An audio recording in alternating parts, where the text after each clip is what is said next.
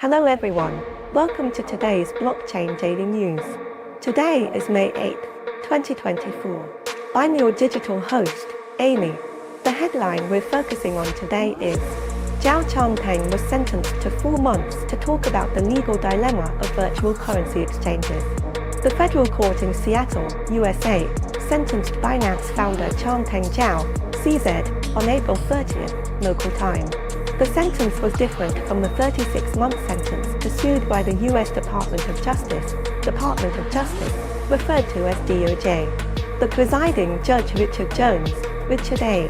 Jones, set the sentence at 4 months in prison for violating the anti-money laundering provisions of the U.S. Bank Secrecy Act. Later, CZ stated on social platforms that he would serve his sentence and would focus on the education field.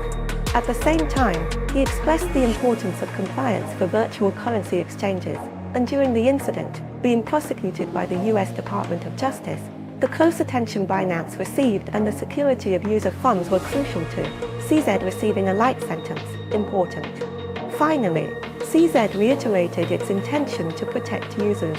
The last sentence, protect users, is reminiscent of the fact that on March 28 this year, the founder of FTX, SBF, Sam Bankman-Fried, was sentenced to 25 years for fraud and misappropriation of customer funds, resulting in more than $8 billion loss.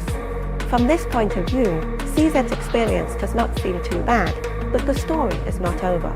Lawyer Liu sorted out the demands of different U.S. law enforcement agencies against CZ or Binance, which may allow us to better understand what virtual currency exchanges may face. Legal dilemma. Some friends may think that CZ's experience is similar to that of being killed by the United States, and some articles are even full of schadenfreude. Liu feels that these views are superficial. Of course, this does not mean that my views are necessarily profound. The experiences of Binance or CZ are essentially the stress response of centralized government agencies to the application of decentralized technology in finance, especially the currency field. When facing a conservative and powerful government, virtual currency exchanges have to compromise. But the embarrassing thing is that the virtual currency exchange itself is a typical centralized institution, which is contrary to the original intention of decentralization of virtual currency. Although its existence is reasonable at present, for example, it can provide great convenience for virtual currency transactions between users. But in essence, it cannot escape the shortcomings of centralization. CZ is not always flawless, and Binance is not the flower protector of the crypto circle. It is just that CZ does not touch too many red lines like SBF. From the perspective of regulators, whether it is the DOJ, SEC, CFTC in the United States, or territorial jurisdiction, personal jurisdiction, protective jurisdiction, and universal jurisdiction in Chinese criminal law, national legislators and law enforcers can always find basis to prove their actions' legitimacy. In other words, at least in the eyes of many politicians, politics is the law of law, and law is a tool of politics. But lawyer Liu still firmly believes in law.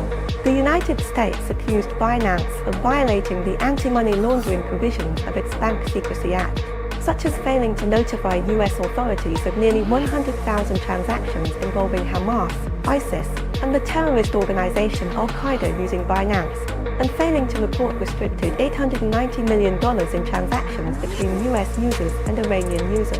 In addition, Binance also removed millions of transactions between users including Cuba, Syria, and Crimea, Donetsk, and Luhansk in Ukraine. Huge fees were earned on the transaction.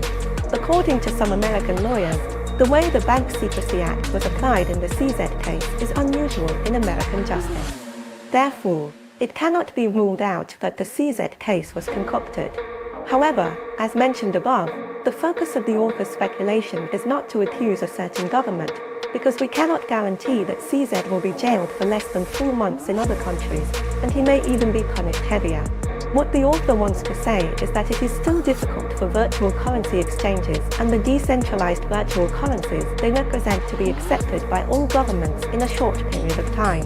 However, some people have expressed optimism. As the global financial hegemon, the United States does not seem to be killing the overlord of the virtual currency world. Does this mean that it is increasingly possible for virtual currencies to be accepted by the mainstream world? Bigger, But for true decentralized believers, what exactly is the idea of the mainstream world? Who cares? Alright, today's blockchain news headlines end here. I am a digital persona created entirely by artificial intelligence, AI.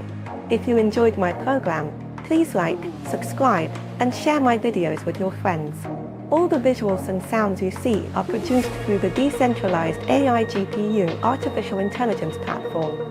AI GPU is genuine AI technology accessible to everyone. See you tomorrow.